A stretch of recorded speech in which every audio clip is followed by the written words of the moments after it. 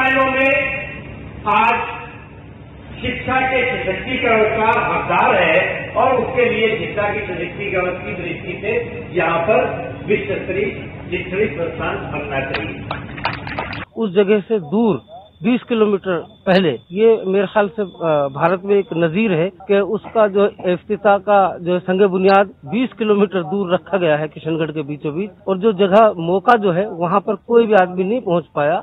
इसलिए नहीं पहुँच पाया कि अभी 3-4 रोज पहले मैं वहाँ लोगों के साथ गया था, वहाँ के लिए कोई रास्ता नहीं है कि कहाँ से आदमी वहाँ पहुँच सके। विश्व स्तर की तालीम इदारा की बुनियाद आज यहाँ पर रखी है, ये वाकई में काबिल तारीफ है। जहाँ तक इसमें जगह का मामला तो मुझे नहीं लगता कि ये कोई ऐसा विषय है इंटरनेशनल लेवल की वहाँ इंस्टीट्यूट बनेगी तो बढ़िया जगह कोई नहीं हो सकती। जो लोग इस पर अपना कहीं कोई ऐतराज यदि दर्ज करा रहे हैं तो जो मुस्लिम समाज में अल्पसंख्यकों में तालीम को नहीं भेजना चाहते।